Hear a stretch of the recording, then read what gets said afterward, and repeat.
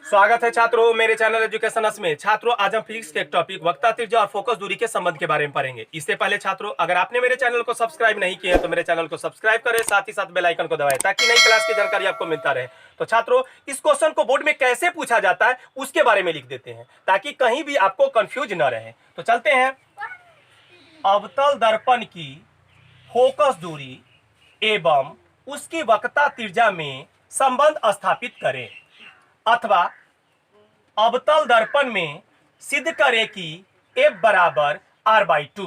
ठीक है, तो इसे तीसरा तरह से भी कैसे पूछा जाएगा वो भी बता देते हैं। अवतल दर्पण की फोकस दूरी वक्रता त्रिज्या की आधी होती है, उसे स्थापित करें। इस तरह से भी पूछ सकता है। ठीक है, तो तीनों क्वेश्चन एक ही है, प्रूफ एक ही करना है। ठीक है ना, तो चलते हैं। इससे पहले इसको कैसे प्रूफ करेंगे तो उसका फिगर देख लेते हैं।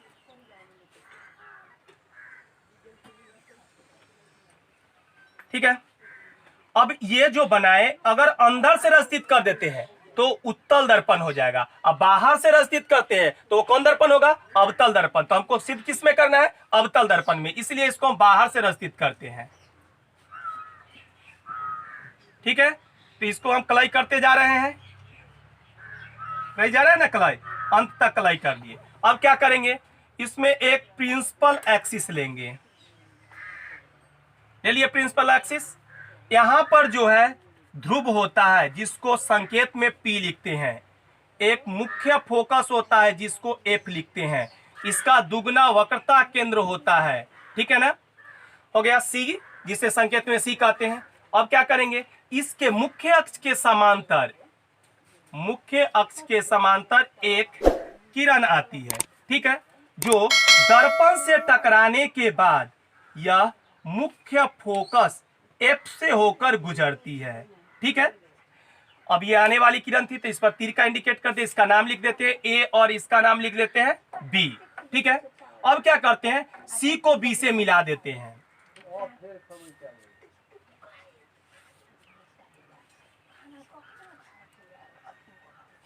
मिला दिए। मिलाने से क्या दिख रहा है आप लोगों को? क्या दिख रहा है? प्रावर्तन के नियम का यहां पर क्या करेंगे, नियम लागू हो जाएगा। क्या कि आने वाली किरण है और ये जो इस पर BC को मिलाए ये इस पर क्या हो गया, अभिलंब हो गया। तो इसको ये जो है आपतित किरण और अभिलंब, ये दोनों के बीच में जो कोण बनता है उसे क्या कहते हैं? आपतन कोण। ध्यान रखना होगा, आने वाली किरण, आपतित किरण और अभिलंब के बीच में जो कोण बनता है उसको कौन कौन कहते हैं? आपतन कोण। और अब इधर बच गया तो यहां क्या हुआ है, दर्पण से टकराकर लौट रही है, लौटने वाली किरण है। तो लौटने वाली किरण और अभिलंब जो BC के बीच, BC से मिलाकर के डाले अभिलंब, उसके बीच में जो कोण बनता है उसको कहा जाता है प्रावर्तन कोण, जिसे हम R से इंडिकेट करते हैं। ठीक है, और इसमें कुछ बचा हुआ है तो हाँ बचा हुआ है। क्या, यहाँ जो है मुख्य फोकस, इसके और ध्रुव के बीच की दूरी को हम क्या कहते हैं? ध्यान में रखना है, इसी को हम कहते हैं फोकस दूरी। ठीक है, और वक्रता केंद्र और यहां पर है F, ये दोनों के बीच की दूरी को हम कहते हैं कैपिटल R, जिसे वक्रता त्रिज्या कहते हैं। ठीक है, सब इंडिकेट कर दिए। अब इंडिकेट कर दिए जब फिगर में सब कुछ, कोई चीज देख लेना है इसमें। अब कोई भी ऐसा चीज है जो आपको समझ में नहीं आता है, सब बता दिए, सबका पूरा बता दिए। फिर से एक बार बता दें, C का अर्थ होता है वक्रता केंद्र, F का अर्थ होता है मुख्य फोकस, छोटका F इसका अर्थ होता है फोकस दूरी, और कैपिटल R इसका अर्थ होता है वक्रता त्रिज्या। सबका अर्थ बता दिए। P का अर्थ होता है ध्रुव। ठीक है ना, I जो होता है इंडिकेट किया है आपतन कोण का, छोटका R है जिसको इंडिकेट किया प्रावर्तन कोण से। ठीक है ना, अब चलते हैं, जो इस पर देखे जितना किए हैं उसको हम लिख देते हैं।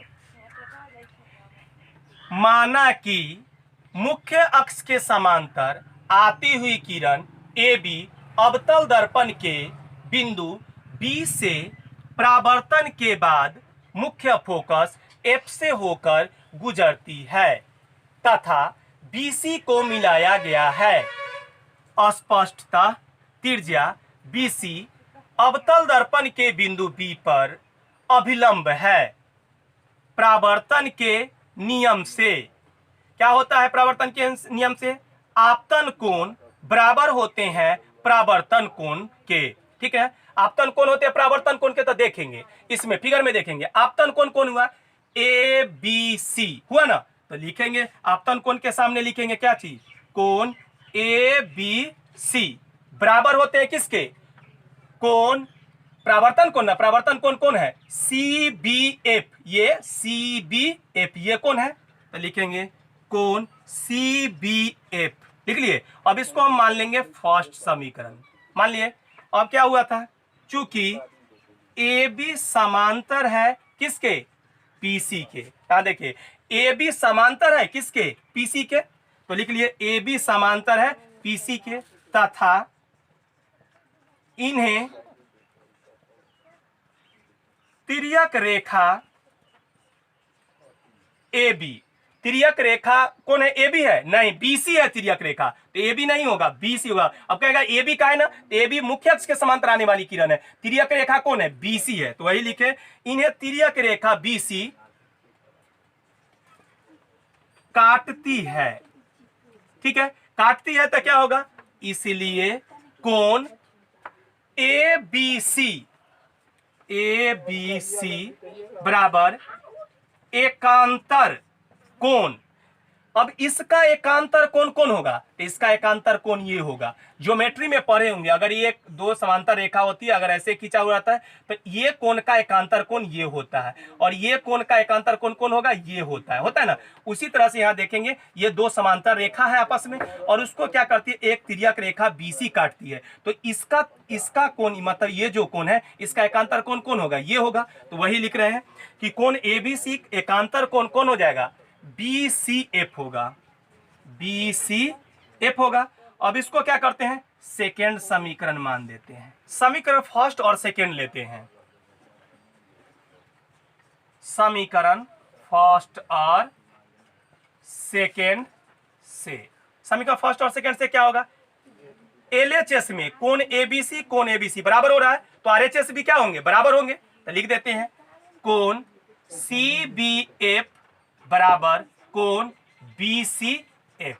अब ये देखेंगे दोनों कोण किस में मिल रहा है, तो यहां पर देखें BCF ये कोना मिल रहा है, और कौन है? CBF ये कोना मिल रहा है, ये दोनों कोना मिल रहा है। तो जब दो कोना बराबर होती है तो उस त्रिभुज को हम लोग क्या कहते हैं? समद्विबाहु त्रिभुज। तो बात को लिखते हैं, किसमें? कौन त्रिभुज में थे? त्रिभुज BCF में क्या है? कोण CBF बराबर कोण BCF, इसलिए त्रिभुज BCF एक